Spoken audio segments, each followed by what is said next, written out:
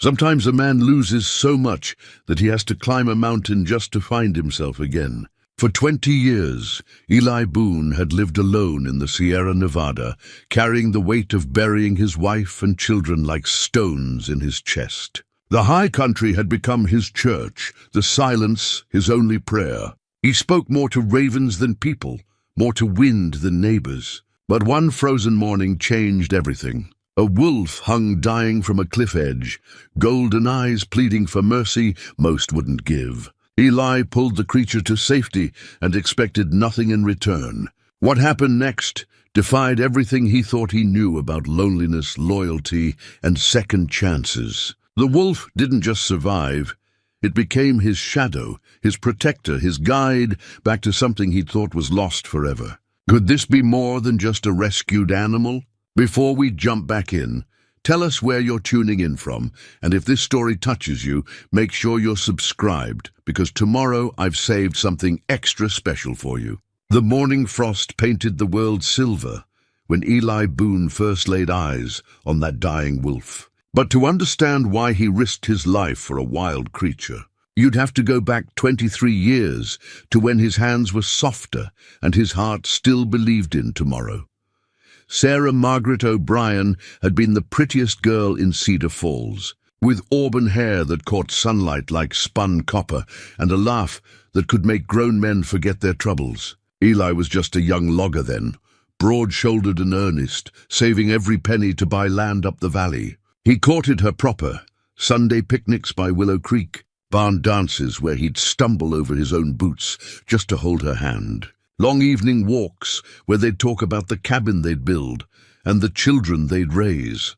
They married in the spring of 1979, and by fall they'd broken ground on 40 acres of good bottom land. Eli's hands built every beam and board of their home, while Sarah planted wildflowers along the fence line and hung curtains in windows that faced the sunrise. She had a way with growing things.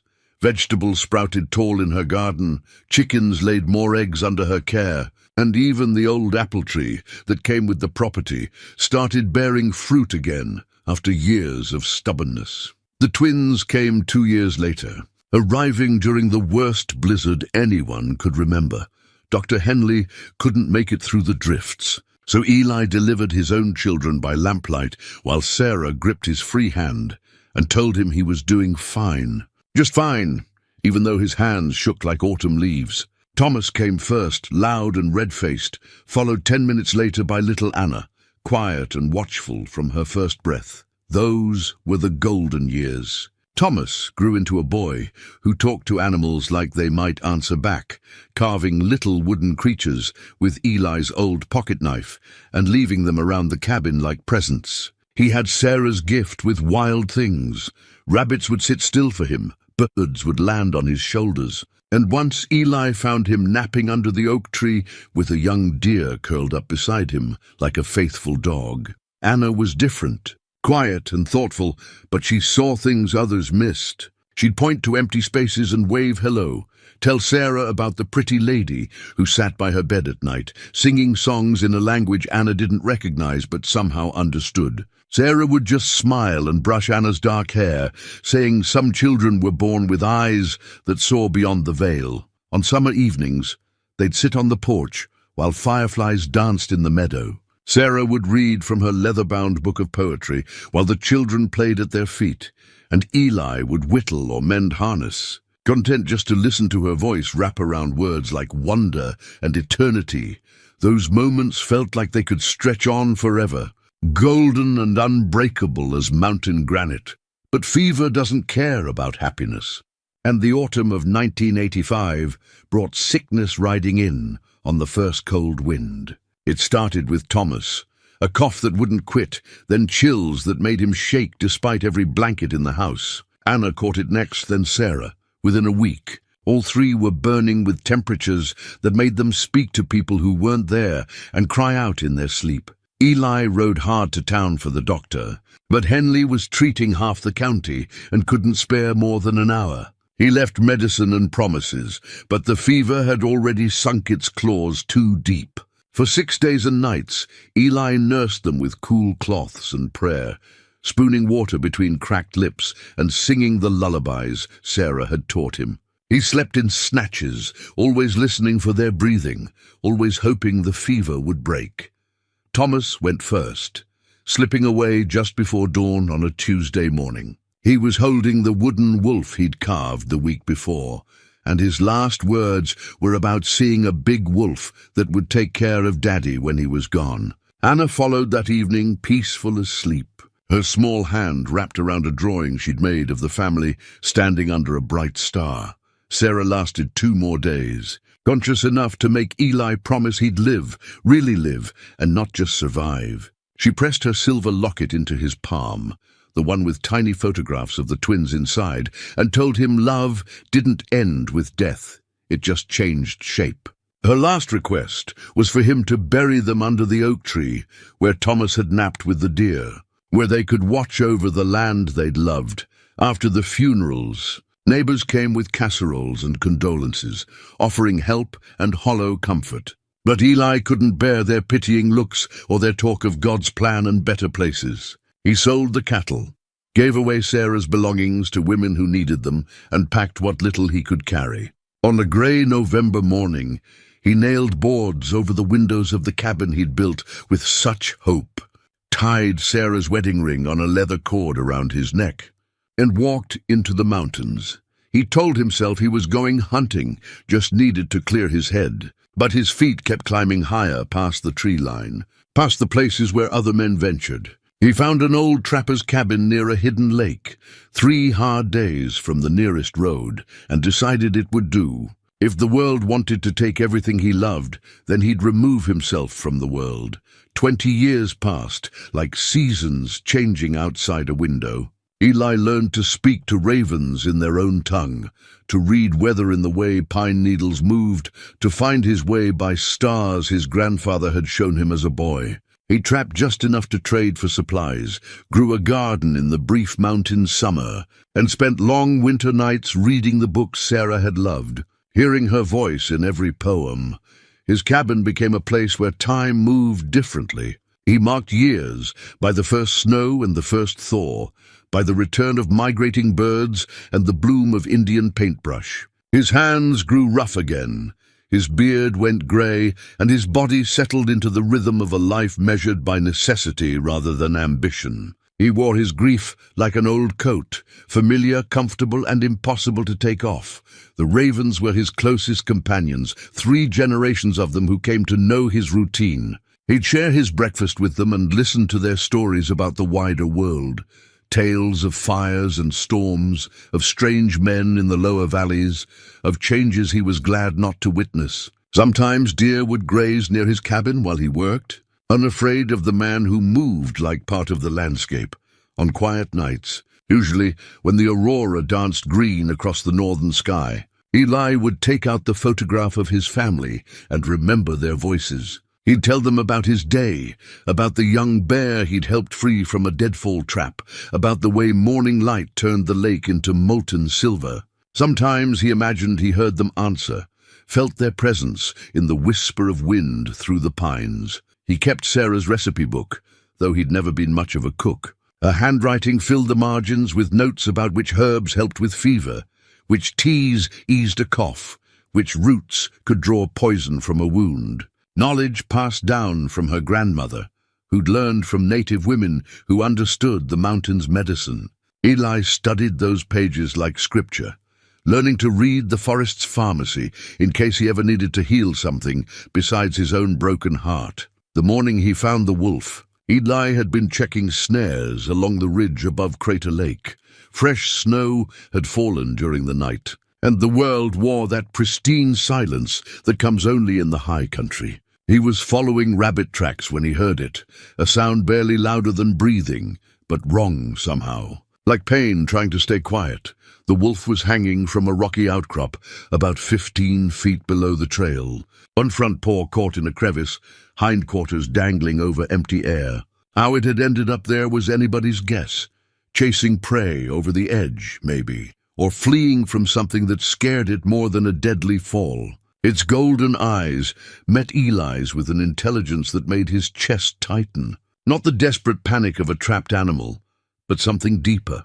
Something that looked almost like recognition. Most men would have kept walking. Wild wolves were dangerous on their best days, and cornered ones could kill a man before he knew what hit him. But something in those eyes reminded Eli of Thomas, of the way his son had looked at injured creatures with such pure compassion that Eli had to help, had to try. Getting down to the wolf meant rappelling on a rope he'd brought for hauling firewood, trusting his weight to an anchor that might not hold. The wolf watched him descend without struggling, as if it understood that fighting would only make things worse. When Eli reached the ledge, the creature's breathing was shallow, its fur matted with blood from where it had scraped against the rock.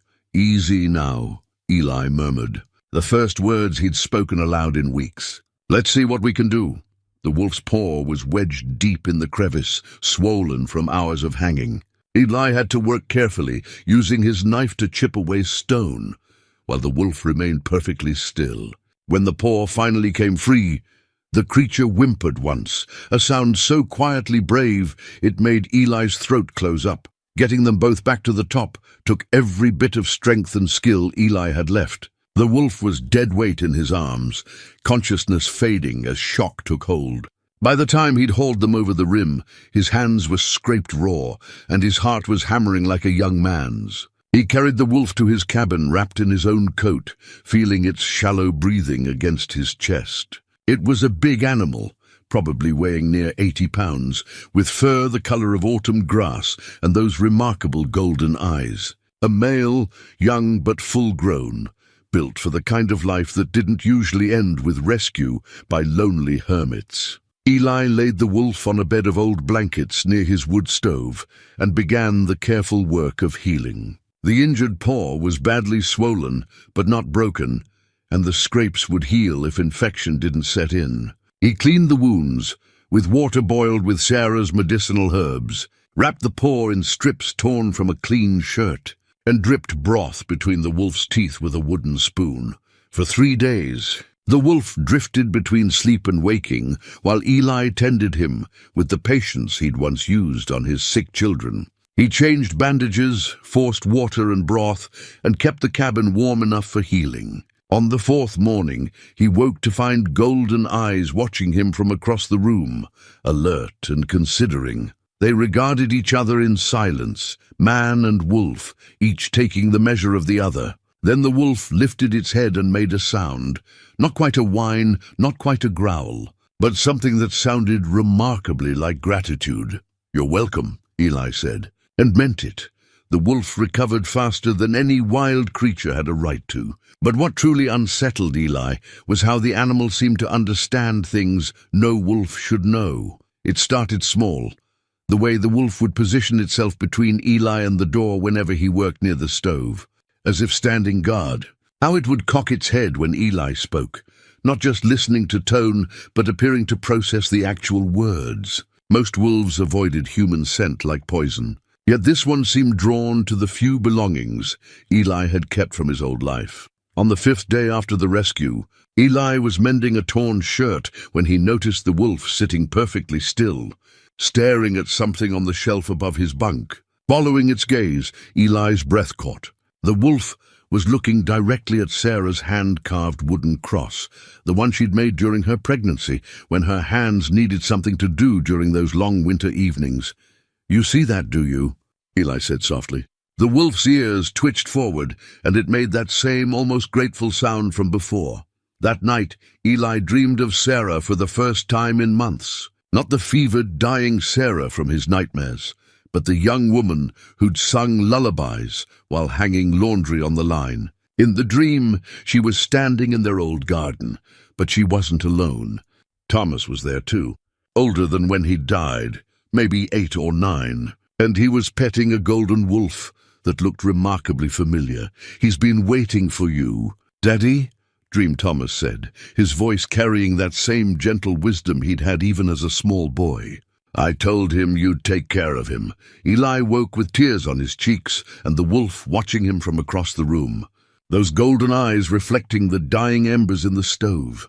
2 weeks later, the wolf proved it was more than just an unusually intelligent animal.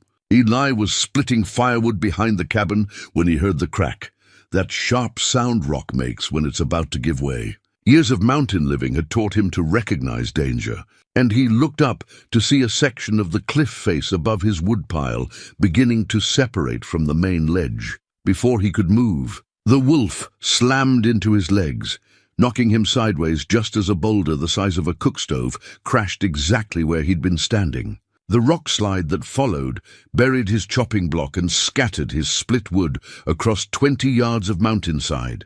Eli sat in the snow, heart hammering, staring at the destruction. Then he looked at the wolf, who was watching him with what could only be described as satisfaction. "How did you know?" he whispered. The wolf tilted its head and made a sound that was almost like a chuckle.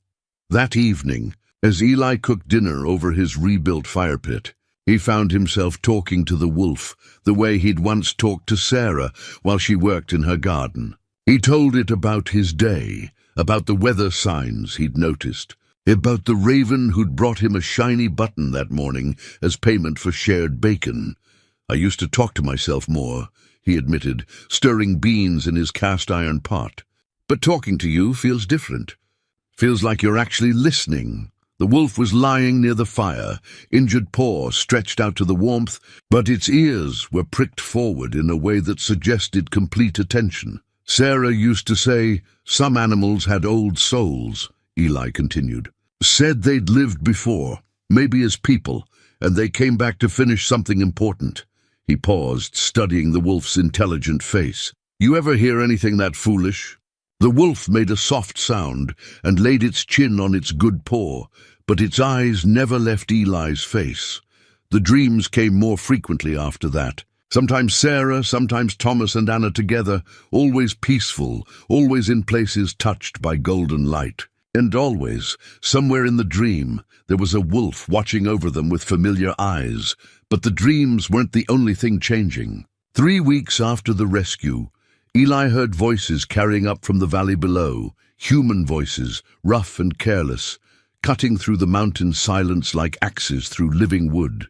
He'd heard occasional hunters over the years, but they usually respected the high country's dangers and kept to the lower trails. These men were different. From his ridge, Eli could see them through his old field glasses, 4 men in expensive camouflage, carrying gear that cost more than most folks made in a month. They'd set up a base camp near Willow Creek, not far from where Eli used to take Sarah for picnics, and they were acting like they owned the place. The wolf's reaction was immediate and fierce. The moment it caught their scent on the wind, its hackles rose, and a low growl rumbled in its chest. Not the warning growl of a territorial animal, but something deeper, the sound of a creature recognizing an enemy. "You don't like them either, do you?" Eli murmured, scratching behind the wolf's ears. The animal leaned into his touch, but kept its eyes fixed on the valley below.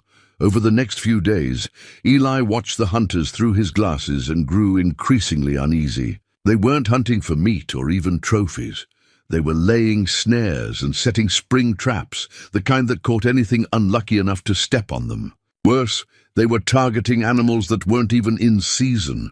Eli saw them drag a young elk to their camp, its neck broken by a wire snare, and leave most of the meat to rot while they took only the antlers. The wolf watched with him, and Eli could swear he saw disgust in those golden eyes. "That's not hunting," he told his companion. "That's just killing for the pleasure of it." Sarah had taught him the difference between taking what you needed and taking what you wanted. The mountain provided, but it demanded respect in return.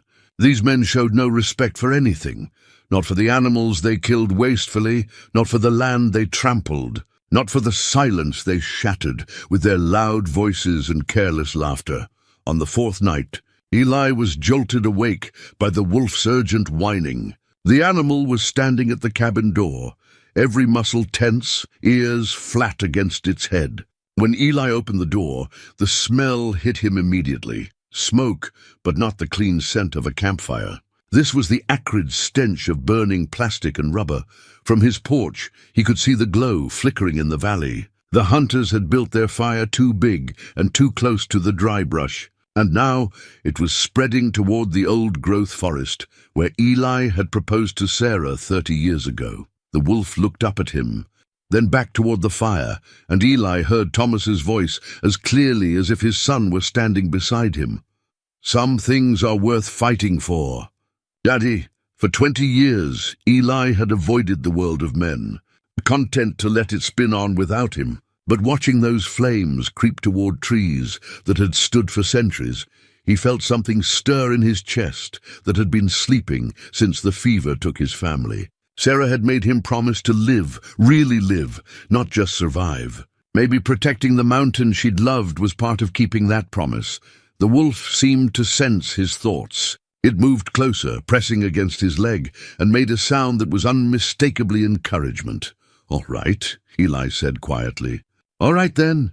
He gathered his firefighting tools, shovel, axe, and buckets, while the wolf watched with approval. As they headed down the mountain toward the growing blaze, Eli couldn't shake the feeling that this was exactly what was supposed to happen. The wolf hadn't stumbled into his life by accident, and neither had these careless men who threatened everything he'd spent 20 years protecting. "Some meetings were written in the stars," Sarah used to say. "Some battles chose you, rather than the other way around."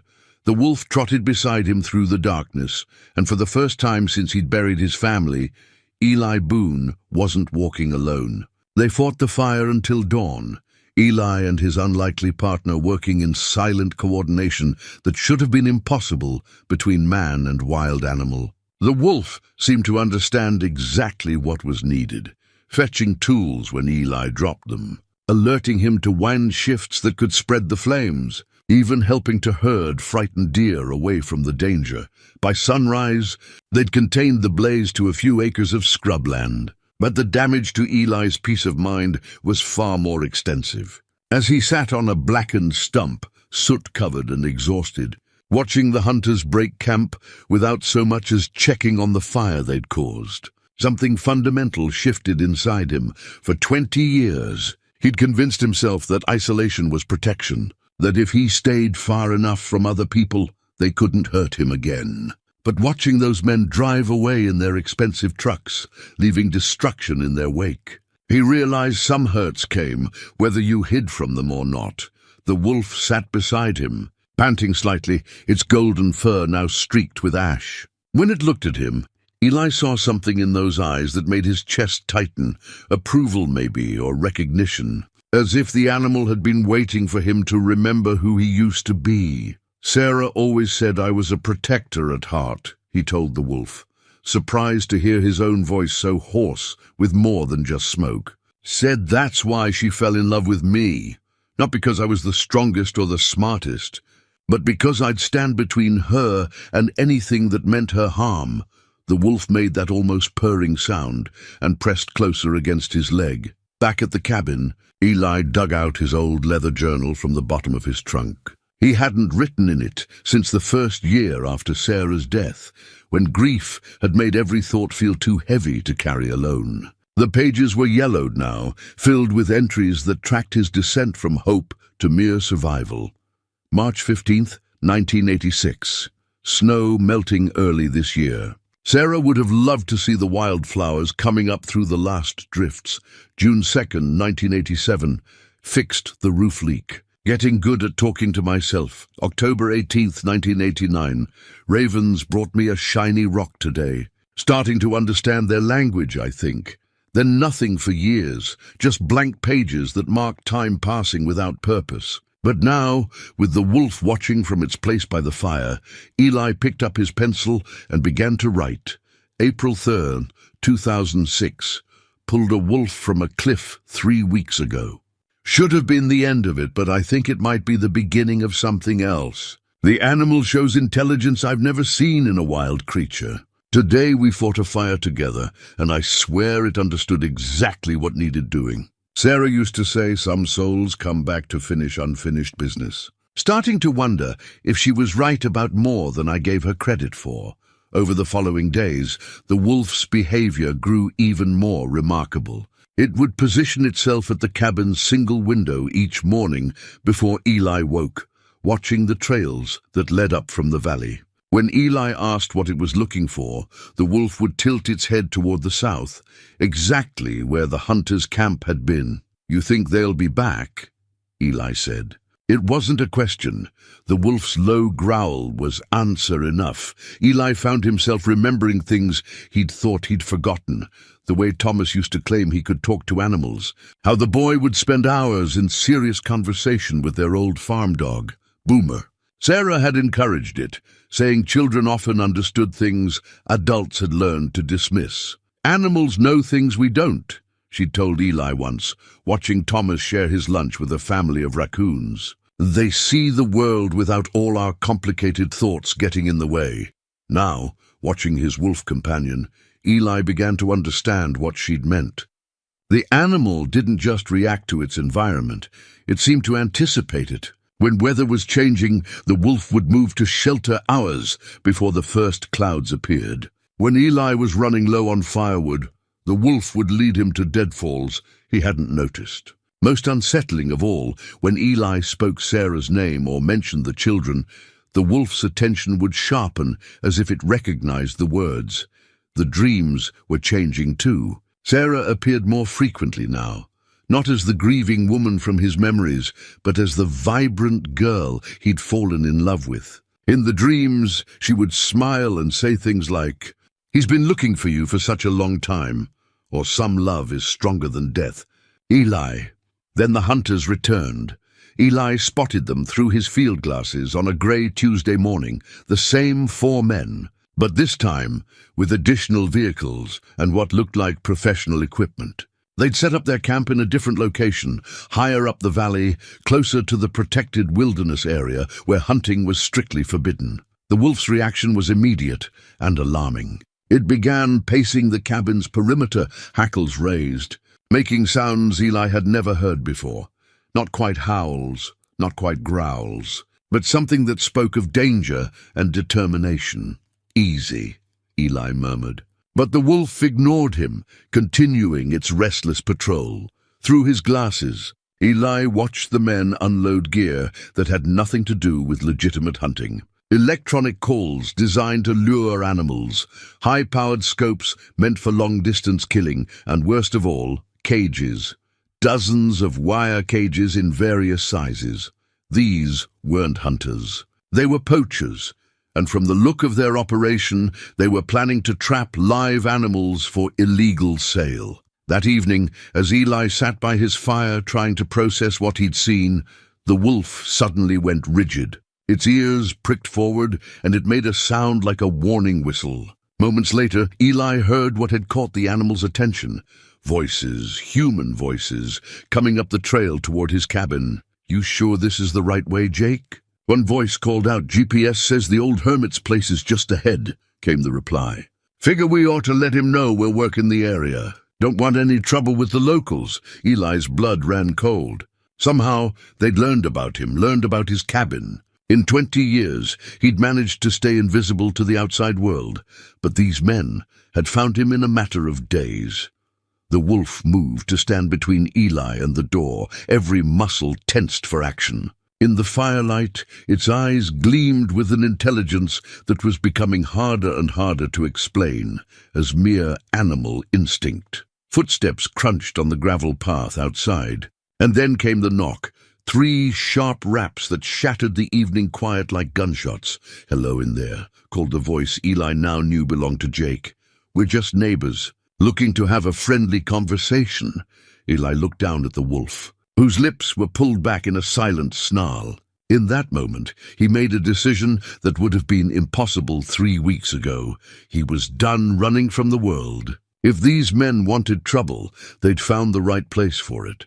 But first, he needed to understand exactly what kind of trouble they represented. Eli opened the door just wide enough to see the men on his porch. 4 of them, as he'd expected, but up close, they looked even more dangerous than they had through his field glasses. The one in front, Jake, was built like a man who settled arguments with his fists, while his companions had the careful, watchful eyes of people who made their living outside the law. "Evening," Jake said, showing teeth in what was supposed to be a smile. "Sorry to bother you so late, but we heard there was somebody living up here. And we wanted to introduce ourselves. The wolf remained hidden behind the partially open door, but Eli could feel its tension like electricity in the air. He kept his own voice steady, projecting the kind of calm wariness that came from 20 years of mountain living. "Not many folks find their way up here," Eli said. "Takes some effort to locate this place." "Well, we're persistent types," Jake replied, his eyes trying to peer past Eli into the cabin. "We're doing some hunting in the area, all legal and above board, of course, and we thought it'd be neighborly to let you know. Don't want any misunderstandings." Behind Eli, the wolf made the softest possible growl, a sound only he could hear, warning, danger. These men were lying, and somehow the animal knew it. "I appreciate the courtesy," Eli said, "but I keep to myself up here. Don't expect our paths will cross much." Jake's smile didn't waver, but something cold flickered in his eyes. "Funny thing about paths in the mountains, they all seem to connect eventually. Mind if we come in? It's getting cold out here, and we've got some questions about the area. Local knowledge, you understand." "I'm afraid I was just turning in for the night," Eli replied. "Been a long day." For a moment the silence stretched between them, filled with unspoken tension. Then Jake nodded, that false smile still plastered on his face. "Of course. Well, maybe we'll catch up again soon. We'll be working this area for the next few weeks." As the men walked away, Eli caught fragments of their conversation. Definitely knows more than he's saying. "Been up here 20 years. According to the county records, might be a problem if he starts asking questions." Eli closed and barred the door, then sat heavily in his chair by the fire. The wolf emerged from its hiding place and came to sit beside him, resting its head on his knee. When Eli looked into those golden eyes, he saw an expression that was unmistakably protective. "They're not hunters, are they?" he said quietly. The wolf made a sound that was clearly agreement. Over the next few days, Eli began to piece together what the men were really doing in his mountains. Using skills he'd learned as a young man tracking game, he followed their movements from a distance, always with the wolf as his silent companion. What he discovered made his stomach turn. They'd set up a sophisticated poaching operation, targeting rare and protected species for an illegal wildlife trade that stretched far beyond the Sierra Nevada. Eli found their trap lines, dozens of snares designed to capture rather than kill, cages hidden in remote locations, and a staging area where they processed their captives before transport. The wolf led him to the worst of it. A hidden compound where they kept live animals in cramped cages, waiting for buyers. Eli saw golden eagles, mountain lions, and even a young grizzly bear, all destined for private collectors who paid premium prices for creatures that couldn't legally be owned. But it was the photograph that made everything personal. Tucked inside his shirt pocket, Eli carried the only picture he'd kept from his old life, a faded family photograph taken the summer before the fever. Sarah sat in the middle, holding baby Anna, while Thomas leaned against Eli's shoulder, grinning at the camera. Behind them, barely visible in the background, stood the old oak tree where they'd buried the children. The wolf had discovered the photograph weeks ago, drawn to it with an intensity that had puzzled Eli at the time. Now, as they crouched in the underbrush, watching the poachers tend their stolen animals, the wolf kept nudging the pocket where the picture rested. When Eli pulled it out to look at it again, the wolf pressed close, studying the image with those eerily intelligent eyes. Then it did something that made Eli's breath catch in his throat. It touched the photograph with its nose, directly over Thomas's smiling face. "Thomas loved animals," Eli whispered, his voice barely audible. "Always said they had souls, just like people." The wolf looked up at him, and in that moment, Eli saw something in those golden eyes that he'd been trying not to acknowledge for weeks. Recognition, love, the same gentle intelligence that had looked out from his son's eyes 20 years ago. It was impossible. It was crazy, but as the wolf pressed closer against him, Eli felt a warmth in his chest that he hadn't experienced since the fever took his family. For the first time in 2 decades, he wasn't alone. That night, back at the cabin, Eli made a decision that would have seemed unthinkable just a month before. He was going to stop the poachers, not because the law required it. The law had never ventured this far into the high country, but because some things were worth fighting for. Regardless of the cost, Sarah's voice echoed in his memory. Some battles choose you. Eli, the question isn't whether you're brave enough to fight them, but whether you're brave enough to recognize when they've chosen you. The wolf seemed to sense his resolve. It sat up straighter, ears pricked forward, as if waiting for orders from a commander it trusted completely. "All right," Eli said aloud, scratching behind the wolf's ears. "But if we're going to do this, we're going to do it right. No unnecessary killing, no revenge for its own sake. We stop them, we save the animals, and we make sure they can't come back." The wolf made that soft, approving sound and laid its head on Eli's boots, a gesture of loyalty that felt like a promise. Outside the cabin, the mountain wind carried the scent of coming snow and the distant cry of a hawk circling high overhead. But inside, by the warmth of the fire, a man who'd thought he'd lost everything was beginning to understand that sometimes what we lose comes back to us in forms we never expected. The battle for the mountain was about to begin, and Eli Boone wouldn't be fighting it alone. The first thing Eli did was try to contact the authorities, though 20 years of mountain living had taught him not to expect much from the outside world. His old shortwave radio crackled to life after some coaxing, and he managed to raise the county sheriff's office on a frequency he remembered from his younger days. "This is Eli Boone, calling from the high country above Willow Creek," he said into the microphone, feeling strange, hearing his own voice transmitted beyond the mountain peaks. "I need to report illegal poaching activity in the protected wilderness area." The response came back distorted by static and distance. "Mr. Boone, this is Deputy Martinez. Can you provide more specific information about the location and nature of the alleged activity?" For the next 20 minutes, Eli described what he'd seen. The trap lines, the caged animals, the sophisticated operation that clearly involved significant financial backing. The wolf sat beside him throughout the conversation, head tilted as if it too were listening to the tinny voice coming through the radio speaker. "We'll look into it, Mr. Boone," Martinez finally replied. "But I have to tell you, we've had reports about this group before. Every time we send someone up to investigate, they're gone by the time we arrive. They seem to have advance warning somehow. The implication hung in the air like smoke from a dying fire. Someone in the sheriff's office was feeding information to the poachers, probably in exchange for a cut of their profits." Eli thanked the deputy and signed off, but he could see in the wolf's knowing eyes that they both understood the truth. They were truly on their own. That afternoon, while scouting the poachers' operation from a concealed position, the wolf led Eli to something that changed everything. Hidden beneath a rockfall near the old mining claims, partially concealed by decades of pine needles and weathering, was a cache of military surplus equipment. The crates were stamped with dates from the 1980s and bore the faded markings of various government agencies. Inside, carefully wrapped in oiled cloth and plastic, Eli found weapons, ammunition, field gear, and communications equipment, enough to outfit a small unit for extended operations in hostile territory. A tattered journal, bound in waterproof cover, lay on top of the largest crate. The first entry was dated September 15, 1987. "My name is Colonel James Mitchell, U.S. Army Special Forces, retired. If someone is reading this, it means I didn't make it down from the mountain, but my work here isn't finished.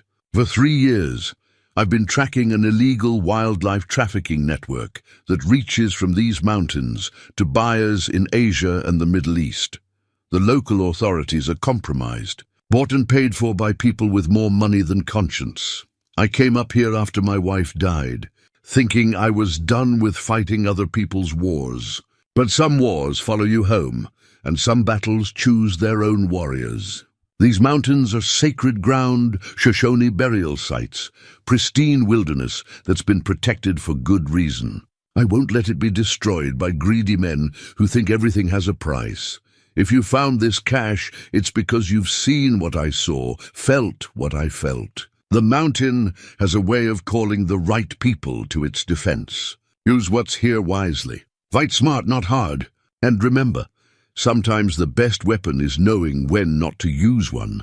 The journal chronicled 3 years of solitary warfare against successive waves of poachers and illegal loggers. Mitchell had studied their patterns, disrupted their operations, and gradually driven them away through a combination of tactical superiority and psychological pressure. But the final entries told a different story. March 2nd, 1990. They've brought in professionals this time. Military contractors, by the look of their gear and movements. This isn't about wildlife anymore. They're clearing the area for something bigger. Found survey stakes and soil samples near the old uranium claims. God help us all. March 15th, 1990. They know I'm here. Set an ambush today that I barely escaped. Time to make my final stand. If they want this mountain, they'll have to take it from my cold, dead hands. Sarah, if there's an afterlife, save me a place by the fire. The journal ended there, but the wolf led Eli to a small grave marked with a simple stone cairn, hidden in a grove of ancient pines. Someone, Mitchell himself probably in his final moments, had carved a simple inscription. Colonel James Mitchell, 1932-1990. He held the line. Eli knelt beside the grave while the wolf sat quietly nearby, and for the first time in 20 years, he felt connected to something larger than his own grief. Mitchell had been like him, a man who'd lost everything and retreated to the mountains, only to find that some responsibilities couldn't be abandoned. He was a guardian, Eli told the wolf, who made that soft sound of understanding. Just like you're trying to make me into. That evening, as Eli cleaned and inventoried Mitchell's equipment, he found something that made his hands shake. At the bottom of the weapon cache, wrapped in Sarah's old baby blanket, the one he thought he'd lost years ago, was a compass. Not just any compass, but the same military-grade instrument his father had carried in Korea, the one Eli had given to Thomas on the boy's 8th birthday. The wolf watched as Eli turned the compass over in his hands, reading the inscription he'd had engraved on the back. To Tommy, my brave explorer, may you always find your way home. Love, Dad, how did this get here? Eli whispered, but even as he asked the question, he thought he knew the answer. Thomas had been carrying the compass the day he died, clutching it against his chest as the fever burned through his small body. Eli had buried it with his son, placing it in the boy's hands for the long journey ahead. The wolf moved closer, pressing its warm body against Eli's leg, and suddenly the mountain evening felt charged with possibility and presence. Sarah had always said love didn't end with death. It just changed shape, found new ways to reach across the veil between worlds. Maybe his son had found a way to guide his father after all. Maybe the wolf with the golden eyes and the impossible intelligence was more than just a rescued animal. Maybe some spirits were strong enough to take new forms when their loved ones needed them most. The compass needle swung true north, just as it always had, just as Thomas would have wanted. And in that moment, surrounded by a dead soldier's weapons and his son's favorite toy, Eli Boone finally understood why he'd been chosen for this fight. Some battles were about more than winning or losing. Some battles were about proving that love could outlast death, that duty could survive loss, and that even broken men could find the strength to protect what mattered most. The poachers had picked the wrong mountain to desecrate, and they'd threatened the wrong man's family. Now they would learn what it meant to face a father's love, armed with a soldier's tools, and guided by a spirit that refused to let go. The poisoning started 3 days later, and it nearly killed them both. Eli first noticed something was wrong when the wolf refused to drink from the stream that ran past his cabin, the same crystal-clear water they'd shared for weeks without problem. The animal would approach the creek, lower its head as if to drink, then back away with a whine of distress. "What's got into you?" Eli asked, but when he knelt to examine the water himself, he saw nothing obviously wrong. It ran clear and cold as always, tumbling down from the high peaks where snowmelt fed the underground springs. The wolf paced nervously, making sounds that were almost like words. urgent. Worried sounds that spoke of danger Eli couldn't see. When he reached for his water bucket to fill it from the stream, the wolf actually grabbed his sleeve with its teeth, pulling him back from the water's edge. That's when Eli knew to trust the animal's instincts over his own eyes. He hiked upstream for nearly an hour, following the creek toward its source, with the wolf ranging ahead like a scout. What they found made Eli's blood run cold. Someone had dumped industrial chemicals into the watershed, barrels of what looked like pesticide or herbicide, deliberately poured into the stream system that fed half the mountain's wildlife. The wolf stood at the edge of the contamination zone, hackles raised, making that deep growling sound that meant immediate danger.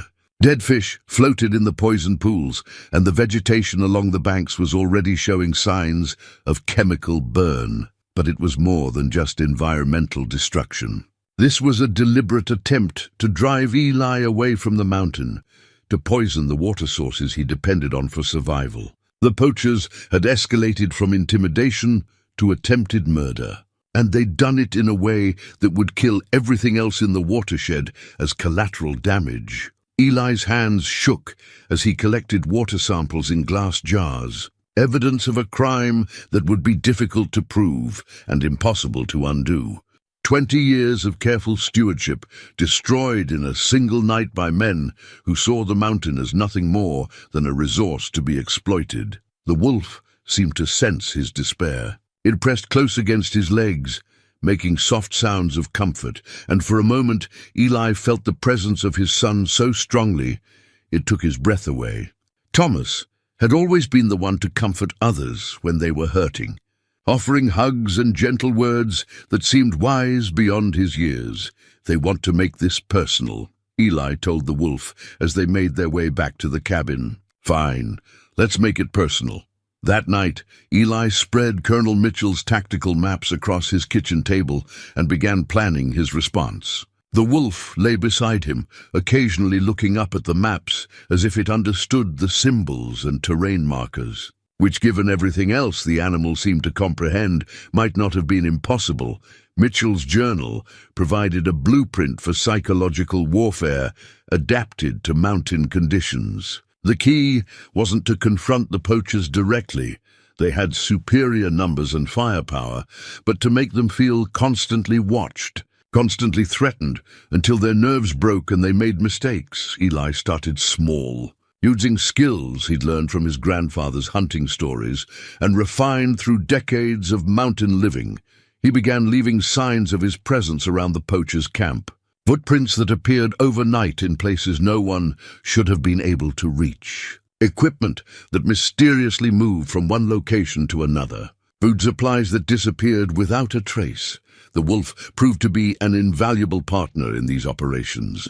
It could move through the forest like a ghost, leaving no trail even Eli could follow, and it seemed to take genuine pleasure in the work of harassment. More than once, Eli watched through his field glasses as the animal circled the poachers' camp just outside the range of their lights, its golden eyes reflecting their campfire like twin flames in the darkness. After a week of such treatment, the poachers were jumpy and paranoid, arguing among themselves and jumping at shadows. Eli heard their conversations through a directional microphone he'd found in Mitchell's equipment cache.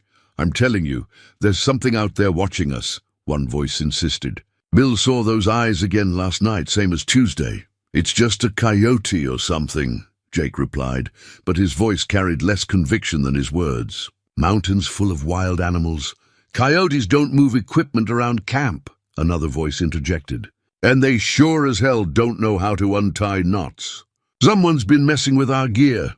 "The old hermit," Jake said. "Has to be. Man's been up here 20 years, probably knows every rock and tree on this mountain.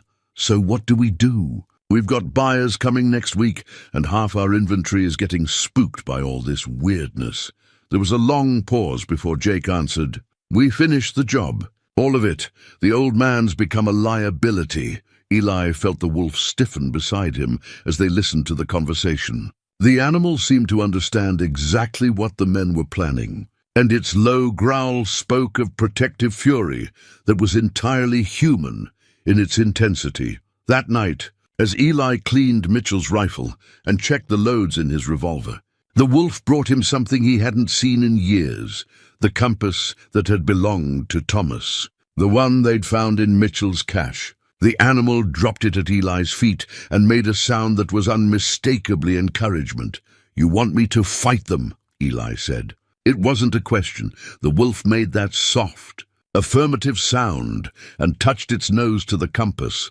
Eli picked up the instrument and watched its needle swing true north, just as it had when Thomas carried it on their hunting trips and nature walks, just as it had when he'd placed it in his son's hands for the last time. "Your mama made me promise to live," he told the wolf, who was almost certainly listening with more than animal ears. "But living doesn't mean hiding. Sometimes it means standing up for what's right, even when the odds are against you." The wolf moved closer, resting its head on Eli's knee, and in that gesture he felt all the love and trust a father could ask for from his child. Outside the cabin, the mountain wind carried the scent of snow and the distant howl of other wolves, wild creatures who still ran free because men like Mitchell and Eli were willing to fight for their freedom. The poachers wanted a war. They were about to get one, led by a grieving father, a dead soldier's ghost, and a wolf with golden eyes who remembered what it meant to love someone enough to die for them. But first, Eli had one more call to make on his shortwave radio, not to the compromised authorities, but to the one person who might still be willing to listen to an old man's warning about the storm that was coming. The discovery came when Eli was searching through the last of his belongings for anything that might help in the coming fight. Deep in his old trunk, beneath layers of Sarah's quilts and his father's war medals, his fingers closed around something he'd forgotten he'd kept.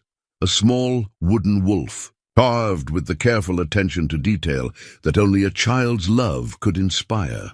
Thomas had made it the summer before the fever, spending weeks with Eli's pocket knife and a piece of seasoned pine, working on it during quiet evenings when Sarah read to the family from her book of fairy tales. The boy had been so proud of his creation, painting the tiny wolf's eyes with Sarah's watercolors until they gleamed like captured sunlight. "It's for you, Daddy," Thomas had said, pressing the wooden figure into Eli's hands. "So you'll always have a wolf friend to protect you, even when I'm not here." Eli's hands trembled as he held the carving now, 20 years later, remembering how he'd ruffled his son's hair and promised to treasure it always. After the fever took the children, he'd packed it away with all the other memories that hurt too much to bear, telling himself he'd look at it again someday when the grief didn't feel like drowning. But it wasn't just the carved wolf that made his breath catch. It was what he found tucked behind it in the trunk's corner. A folded piece of paper, yellowed with age, covered in Thomas's careful 8-year-old handwriting. The letter was addressed to Daddy in crayon letters that wandered across the page like a mountain stream. "Dear Daddy, Mama says I might not get better from the fever, so I wanted to write you a letter about the wolf dreams I've been having. Every night, a big golden wolf comes to visit me, and he tells me things about taking care of you when you're sad. The wolf says his name is Guardian, and he's been waiting for a long time to help our family. He says that love doesn't stop when people go to heaven, it just finds new ways to keep working. He says if I have to go away, he'll stay with you and make sure you're not alone. I know you might think it's just fever dreams, but the wolf feels real when I talk to him. He knows about the mountain where you want to build our new cabin, and he knows about the men who try to hurt animals just because they can. He says those men will come to the mountain someday, and when they do, you'll need a friend to help you protect everything we love. Don't be sad, Daddy. The wolf promised me that family love is stronger than anything, even death. He says he'll find a way to come back to you when you need him most. And you'll know it's him because he'll have golden eyes like the sunlight Mama loves so much. I love you and Mama and Anna more than all the stars in the sky. Take care of yourself until we can all be together again. Your son, Thomas P.S. The wolf says to tell you that when you see him, you should trust your heart instead of your head, because hearts know things that heads haven't learned yet. Eli's vision blurred as he read the letter, Sarah's voice echoing in his memory. Thomas has been having the strangest dreams about wolves. Says they're trying to tell him something important. At the time, they dismissed it as childhood imagination amplified by fever. But now, sitting in his mountain cabin with a golden-eyed wolf watching him with impossible intelligence, Eli felt the world shift beneath him, like an avalanche finding its slope. The wolf, his wolf. The creature he'd pulled from the cliff and nursed back to health moved closer, pressing its warm body against his legs. When Eli looked down into those familiar golden eyes, he saw recognition there, and love, and something that could only be called patience. "Tommy?" he whispered, his voice breaking on the name he hadn't spoken aloud in 20 years. The wolf made a sound unlike any it had made before, a soft, almost human sound of joy and relief, like a child who'd been waiting too long for his father to come home. It placed its head in Eli's lap and closed its eyes, finally able to rest after carrying out a promise that had taken 2 decades to fulfill. The truth hit Eli like lightning striking the mountain peaks. Every impossible moment of intelligence, every uncanny act of protection, every time the wolf had seemed to understand things no animal should know, it all made sense now. His son had found a way to keep his promise, had somehow crossed the impossible distance between death and life, to stand guard over the father he'd never stopped loving. "How long have you been waiting?" Eli asked, stroking the wolf's familiar golden fur. The animal, Thomas, looked up at him with eyes that held 20 years of patient love, and answered with a sound that was unmistakably, "As long as it took." Suddenly, all the pieces fell into place. The wolf's protective instincts weren't just animal behavior, they were a son's determination to shield his father from harm. The creature's intelligence wasn't supernatural, it was a child's love expressing itself through a form that could survive in the mountain wilderness. The way the wolf had led him to Colonel Mitchell's cache, the way it had warned him about the poisoned water, the way it seemed to understand every word of their conversations. It was Thomas, grown wise in whatever realm spirits inhabited, using every tool available to guide his father toward the destiny that awaited them both. "The men who are coming," Eli said, understanding flooding through him like sunrise, breaking over the peaks. "This is what you've been preparing me for, isn't it? This is why you came back." The wolf's tail moved once, a single deliberate wag that was pure Thomas, the boy who'd always been sparing with his gestures but absolute in his affections. He felt something break open in his chest. 20 years of grief and guilt and loneliness cracking like ice in spring. His son was here, had always been here, waiting for the moment when faith would be stronger than disbelief, when love would be more real than death. "I've missed you," he whispered. And the wolf pressed closer, making sounds of comfort that were heartbreakingly familiar. How many times had Thomas done exactly this when his father was troubled, offering silent support until the storm passed? That night, as Eli sat by his fire with the wolf curled at his feet, he finally understood the true nature of the battle ahead. This wasn't just about stopping poachers or protecting wildlife. It was about a father and son working together to defend something sacred, something that represented all the love and beauty they'd shared during their brief time as a family. The golden eyes that watched him from across the flames belonged to his boy, his Thomas, who'd found a way to honor the promise he'd made in a fever dream 20 years ago. Guardian he'd called himself in the letter, the wolf who would protect Daddy when times got dark.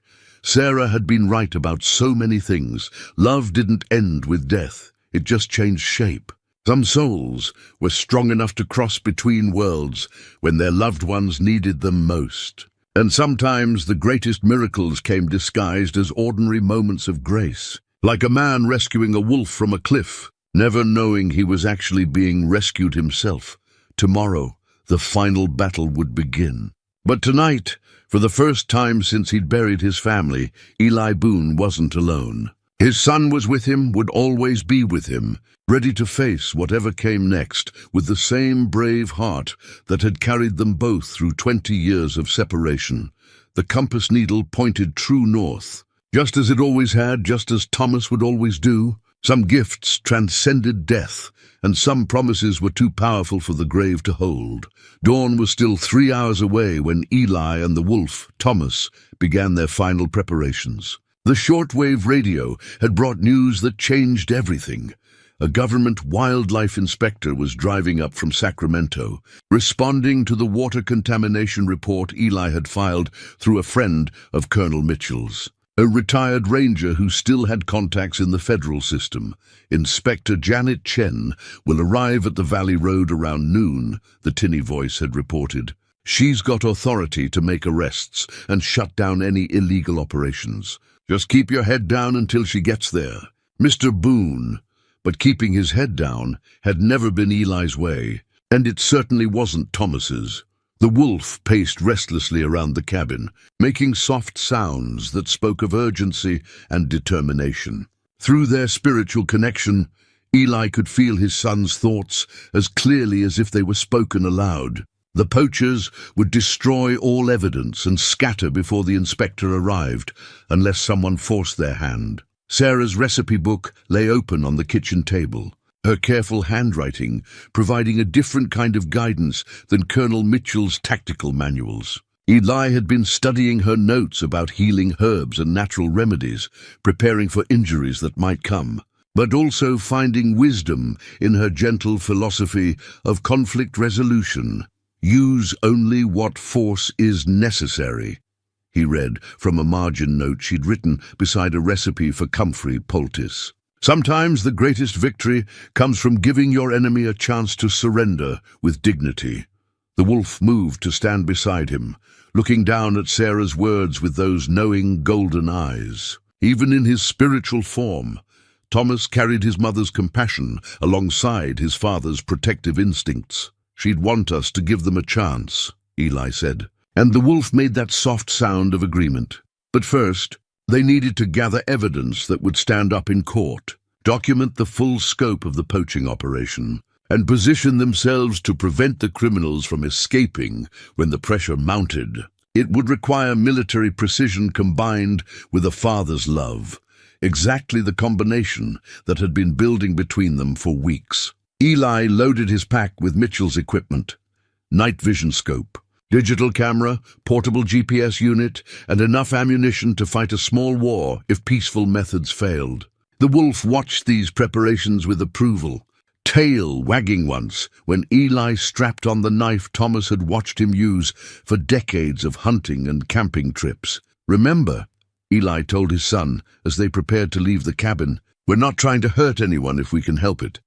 We're trying to save something precious, the mountain, the animals, and maybe even those men's souls, if they're willing to listen to reason." The wolf pressed against his leg in response, and Eli felt a surge of love so powerful it nearly brought him to his knees. This was what he'd been missing for 20 years. Not just Thomas's presence, but the sense of shared purpose that had made their family strong. They'd always been a team, he and his boy. Whether they were building tree houses or tracking deer through autumn woods, now they were tracking predators of a different kind. But the same principles applied: patience, preparation, and perfect timing. The poachers' main camp was located in a natural amphitheater below Granite Ridge, protected on 3 sides by steep rock walls, but accessible from the north through a narrow passage that would become a trap if properly controlled. Eli and Thomas positioned themselves on the high ground overlooking the camp, using Mitchell's night vision equipment to document the full scope of the illegal operation. What they saw made Eli's jaw clench with anger. The poachers had expanded their activities far beyond wildlife trafficking. Caged animals filled temporary shelters throughout the camp, not just local species, but creatures that had clearly been transported from other regions. Exotic birds, reptiles, and mammals were thousands of dollars each on the black market, but it was the newest addition to their inventory that made both Eli and the wolf stiffen with protective rage. In a reinforced pen near the center of camp, 3 wolf cubs played under the watchful eyes of their captured mother, a magnificent female with fur, like spun silver and eyes that held the same ancient wisdom. Eli had learned to recognize in his own companion.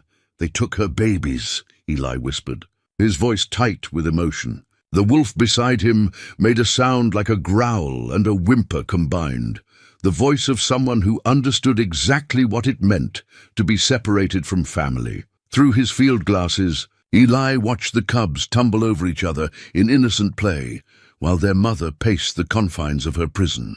The sight awakened every protective instinct he possessed, not just as a father, but as someone who'd learned to see the sacred in all forms of family love. "We're getting them out," he told Thomas. "All of them." The wolf's tail wagged once, emphatic agreement from a spirit who'd never forgotten the importance of keeping families together. Using techniques learned from Mitchell's journal, Eli began documenting everything: license plates, faces, equipment serial numbers, GPS coordinates of trap lines and holding areas. The digital camera captured image after image of evidence that would ensure conviction, even if some of the criminals escaped immediate capture. But as dawn approached, bringing Inspector Chen closer to the valley, the poachers' behavior grew increasingly agitated. Jake was shouting orders, his men working frantically to break down their operation ahead of schedule. "Load the high-value inventory first," Jake commanded. "We can replace the local stuff later." But those importers in Singapore won't. Wait for another shipment. Eli realized with growing alarm that the criminals planned to evacuate the most valuable animals, including the wolf family, before the federal inspector could arrive. Once those cages disappeared into the network of illegal wildlife trade, the creatures inside would never be seen again. The wolf pressed closer to Eli, making soft sounds of urgency that translated clearly. Time was running out. "I know," Eli murmured, studying the camp layout through his scope. "But if we move too early, they'll scatter and take the animals with them. If we wait too long, Inspector Chen arrives to find empty cages and no evidence." The solution came from an unexpected source, the memory of Thomas's voice from 20 years ago, asking why some animals chose to work together while others fought alone. "Wolves are pack hunters, Daddy," the boy had said, watching a nature documentary about Yellowstone. "They don't win because they're the biggest or strongest. They win because they understand that some victories can only be achieved together." Eli looked at his son, seeing both the wolf's intelligent eyes and the boy's gentle wisdom. "You're right. We need more than just the two of us for this." The wolf tilted its head, ears pricked forward in a question.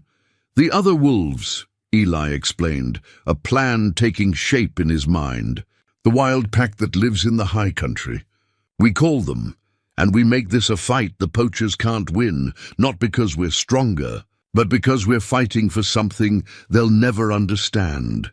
Thomas had always been fascinated by wolf communication, spending hours trying to imitate their howls and yips. Now, in his spiritual form, he possessed abilities that transcended human limitations. The wolf threw back its head and released a sound that was both howl and song, a call that echoed off the granite peaks and carried for miles through the mountain air. The response came within minutes, answering voices from the ridges above, the valleys below, and the hidden places where wild things ran free. Not just wolves, but the entire community of mountain creatures who'd learned to trust the man who lived quietly among them and asked nothing except the right to belong. "Now we wait for Inspector Chen," Eli said, checking his watch, "and we make sure those animals are still here when she arrives." The wolf made a sound of satisfaction and settled into position for the watch ahead. Father and son, human and spirit, guardian and guardian, ready to fight the most important battle of their lives with the mountains themselves as their allies. The final confrontation was coming, and this time the wild things would not go quietly into captivity. The attack came at first light, just as Jake and his men were loading the most valuable animals into transport vehicles. Eli had positioned himself on the ridge overlooking their camp, Thomas beside him. both of them watching through the pre-dawn darkness as the poachers worked to erase all evidence of their crimes. "There," Eli whispered, pointing to a black SUV pulling up to the camp's main shelter. "That's their escape vehicle. Once those cages go in, we'll never see those animals again." The wolf's hackles rose as they watched two men drag the cage containing the mother wolf and her cubs toward the waiting vehicle. Even at this distance, they could hear the cubs' frightened whimpers and their mothers answering calls of comfort. Eli felt something, cold and hard, settle in his chest, the same protective fury that had driven him to work 18-hour days building his family's cabin, the same fierce love that had made him sit beside 3 sick beds for 6 days straight, willing his wife and children back to health through sheer determination. "Inspector Chen is still 40 minutes out," he told Thomas. "Those animals won't last 40 minutes. The wolf looked at him with golden eyes that held both question and certainty. "Are we doing this?" "We're doing this," Eli confirmed, checking the load in Mitchell's rifle. "But we do it smart. Disable their vehicles first, scatter their communications, then give them exactly one chance to surrender peacefully." Thomas made that soft sound of agreement and moved into position. Over the past weeks, Eli had learned to read his son's spiritual form like a book. The wolf was excited, focused, ready, but underneath the warrior's determination lay the same gentle heart that had made Thomas want to heal injured animals rather than hunt them. Eli's first shot took out the black SUV's front tire with a sound like thunder echoing off the canyon walls. Before the poachers could react, his second shot shattered their radio antenna, cutting off communication with the outside world. The response was immediate chaos. Men dove for cover behind vehicles and crates, shouting questions and curses into the dawn air. Jake's voice cut through the confusion. "It's the hermit. Find him and take him down." But Eli was no longer where their return fire was aimed. Using techniques learned from Colonel Mitchell's journal, he'd already moved to a secondary position 50 yards away. Invisible among the granite boulders that crowned the ridge, Thomas had vanished entirely, a golden shadow moving through the forest like smoke. The first sign of the wolf's presence came when one of the poachers screamed, not in pain, but in pure terror. The man had been trying to circle around to flank Eli's position when something big and fast had exploded from the underbrush, snarling with primal fury. "What the hell was that?" Jake demanded, his voice carrying the edge of panic. "Wolf!" the terrified poacher shouted back. "Biggest damn wolf I ever saw. Came out of nowhere." Eli smiled grimly as he lined up his next shot. Thomas was doing exactly what they'd planned, creating confusion, sowing fear, but not actually attacking any of the men. Psychological warfare at its finest, courtesy of a boy who'd always been too gentle to hurt anything unnecessarily. The shot that followed disabled the second escape vehicle, sending Jake and his remaining men diving for cover behind the animal cages. Eli could see them now through his scope. 4 men with military-grade weapons pinned down by a single marksman and spooked by glimpses of golden fur moving through the shadows. "Listen to me," Eli called out, his voice carrying clearly in the mountain air. "Federal Wildlife Inspector is 20 minutes out. You've got one chance to surrender peacefully and walk away from this with your lives." Jake's response was a burst of automatic rifle fire that chewed splinters from the rocks above Eli's head. Clearly, peaceful surrender wasn't on the table. That's when the other wolves arrived.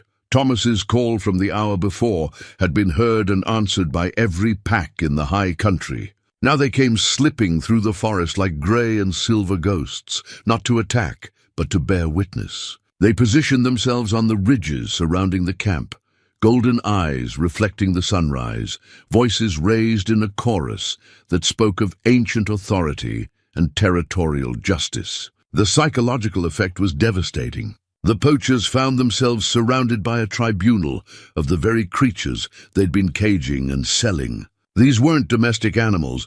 These were the spirits of the wild mountain, and they were not pleased.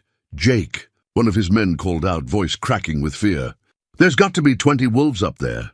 "Maybe more," Through his scope, Eli watched Jake's face cycle through disbelief, fear, and desperate calculation. The man was realizing that he'd stepped into something far larger than a simple confrontation with a mountain hermit. But instead of surrendering, Jake made the worst possible choice. He grabbed a rifle and aimed it directly at the cage holding the wolf family. "Come down here, old man," he shouted. "Come down here or I put a bullet in these cubs." That's when Eli Boone discovered that 20 years of grief had not diminished. His capacity for protective rage, it had only concentrated it into something pure and terrible and absolutely unforgiving. The war was about to begin. Time slowed to the heartbeat between breaths as Eli watched Jake's rifle swing toward the caged wolf cubs. In that crystalline moment, 20 years of careful self-control evaporated like morning mist. This wasn't just about stopping poachers anymore.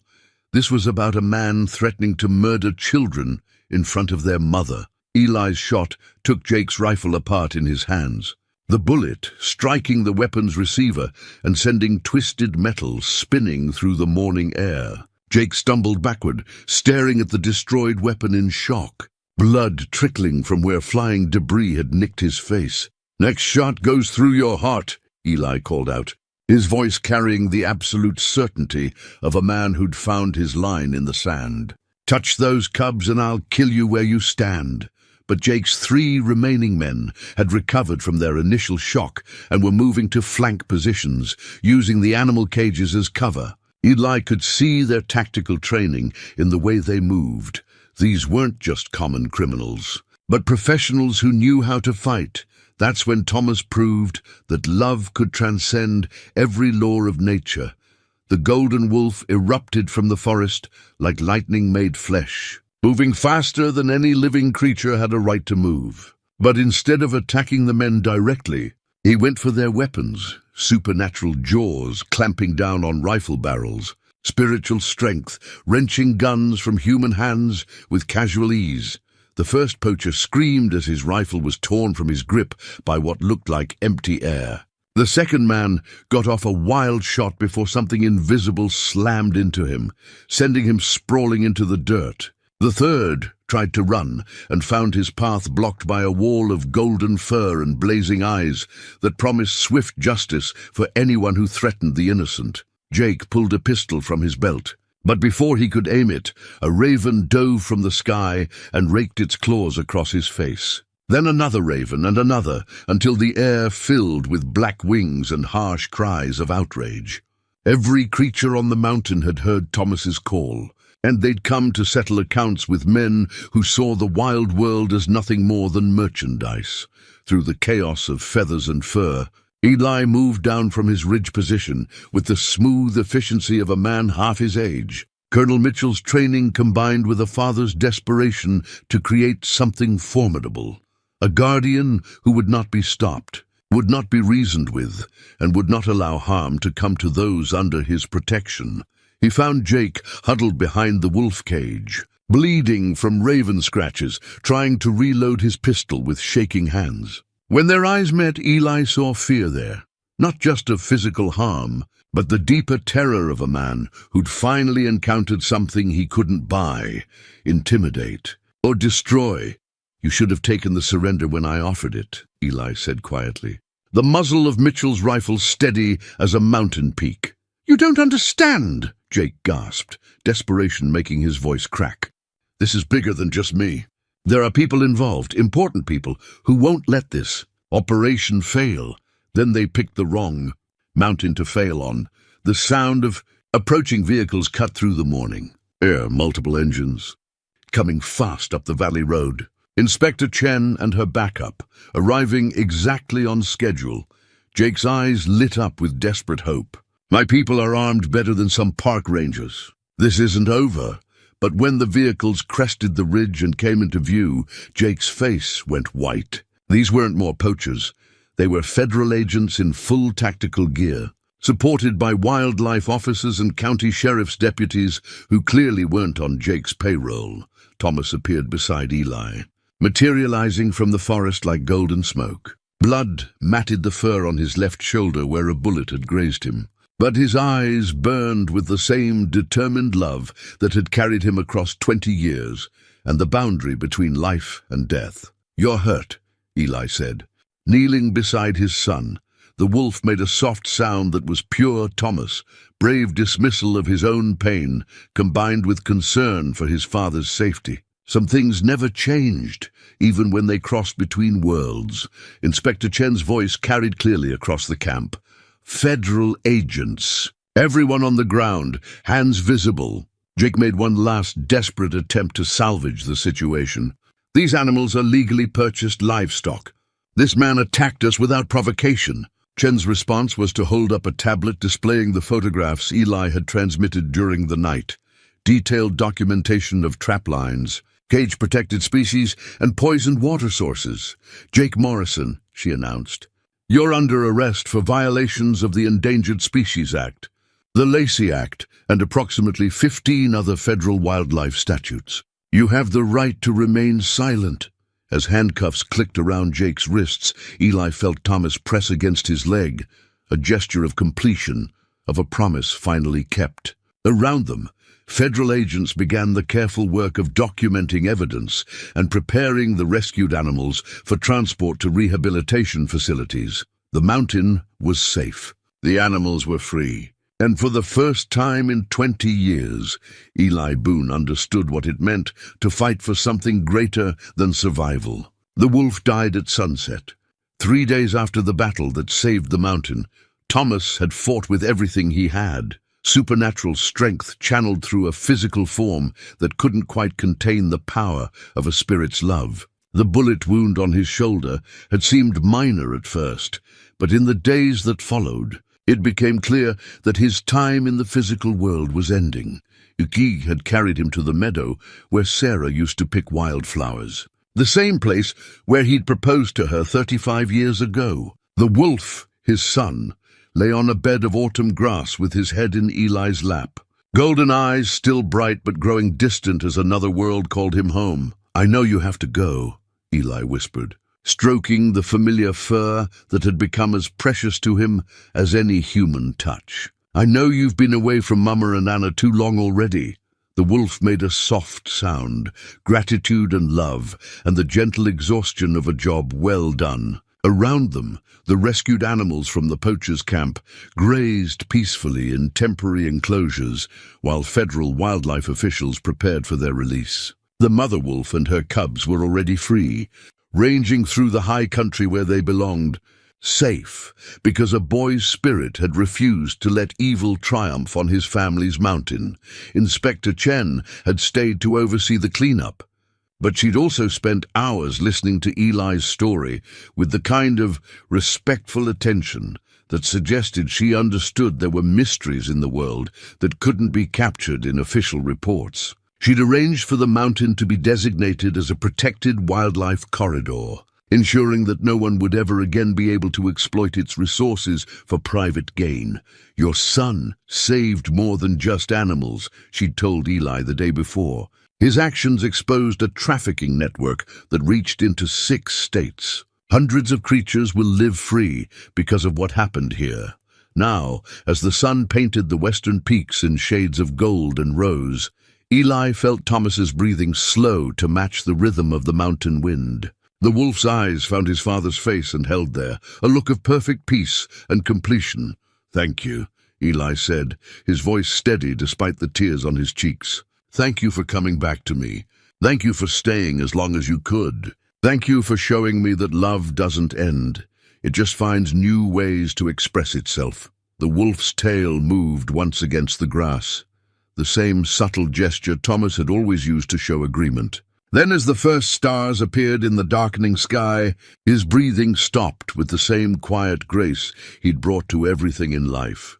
Eli sat with his son until full darkness fell, surrounded by the sounds of a mountain returning to its natural rhythms. When he finally carried the wolf's body to the grove, where they'd found Colonel Mitchell's grave, he discovered something that made his heart catch: a young raven perched nearby, its eyes reflecting starlight with familiar intelligence. Some spirits, it seemed, found new forms to inhabit when their missions evolved.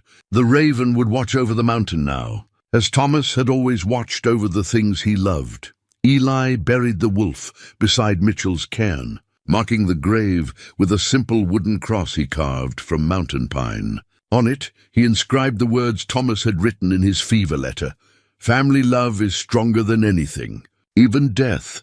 1 year later, Eli was no longer alone on the mountain, but his solitude had transformed into something richer. He'd become the official caretaker of the new wildlife preserve, working with researchers and rangers who visited regularly to study the recovering ecosystem. His cabin had expanded to include a small office where he kept detailed records of animal movements, weather patterns, and the gradual healing of areas damaged by the poachers.